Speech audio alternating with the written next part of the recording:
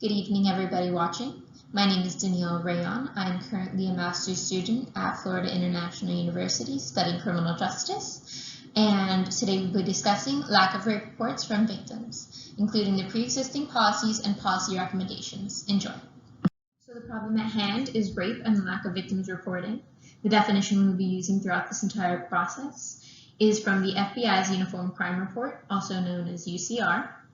And the definition is penetration, no matter how slight, of the vagina or anus with any body part or object, or oral penetration by a sex organ of another person without the consent of the victim. This definition was last updated in December of 2011. And rape is considered to be a Part 1 offense, which is considered to be serious crimes that occur regularly in all areas of the country and likely to be reported to the police. So the possible victims of rape fall under any category and could be male or female, old or young, married or single. Attackers don't really care.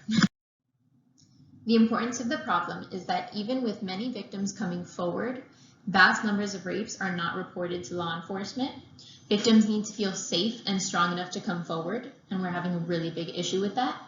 Reasons why victims may not report crimes could include denying criminal intent, which is whether the act was a misunderstanding or an attack.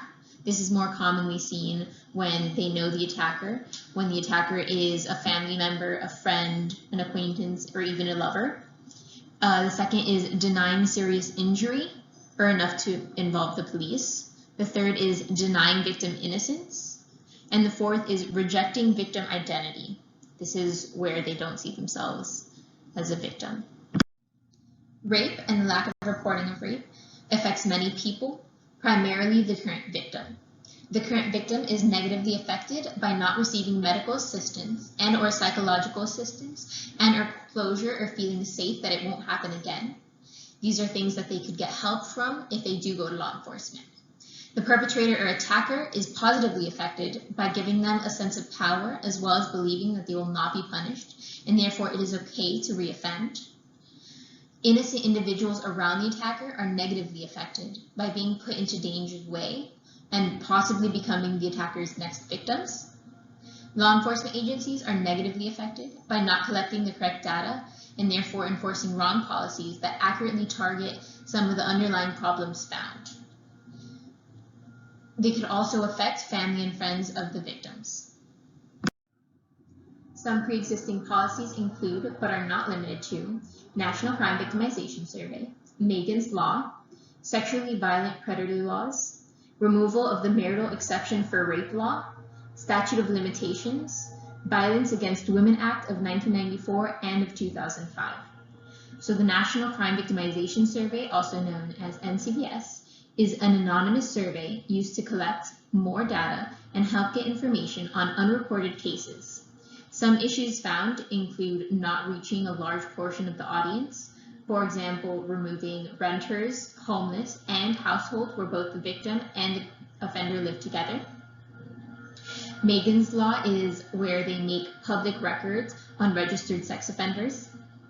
Sexually Violent Predator Laws, or SVP laws, are after being charged if they are believed to have a mental abnormality or personality disorder, the government is able to place them in detention facilities after completing the original punishment given to them.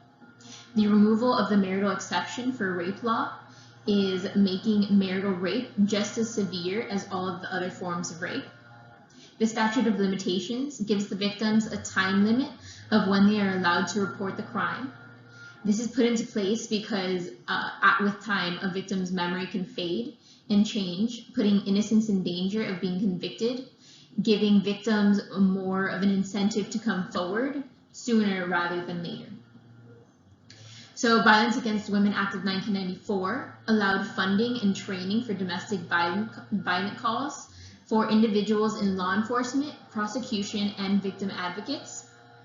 And the Victim Against Women Act of 2005 helps both women who report the crime and those who do not report the crime, and it gives victims more opportunities to receive medical assistance, mental health services, and any assistance needed throughout the legal processes if they want to pursue that, and helps collect unreported data as well.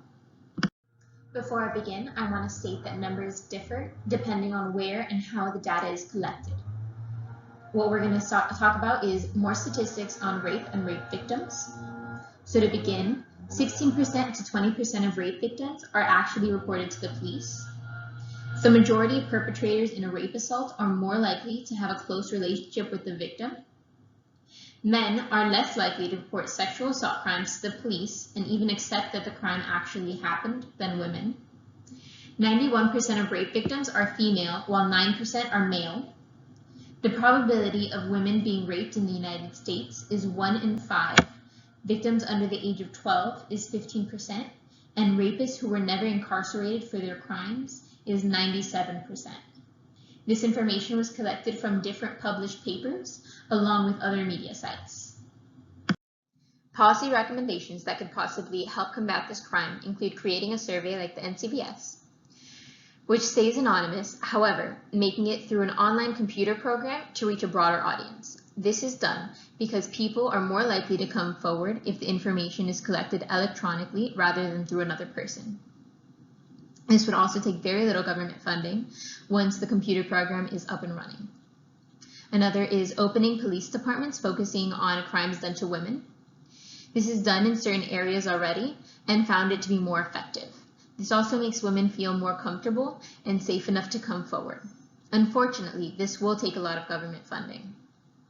Another is adding free classes and programs, especially in high target areas like college courses, teaching people rape prevention tactics, as well as spreading awareness and information of how common it is and how many people are there to help if actually needed. You can also help in fighting the crime before it occurs, and this would not use a lot of government funding, especially through the use of knowledgeable volunteers that are experts on the situation as well that can teach the courses.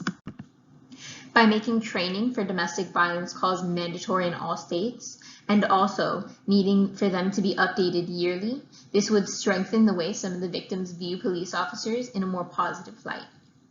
Also, another one would be, even with the marital exception for rape law being removed, you have to ensure that all government officials are being held in the same values, treating marital rape as the same crime rather than a lesser crime of the other forms of rape.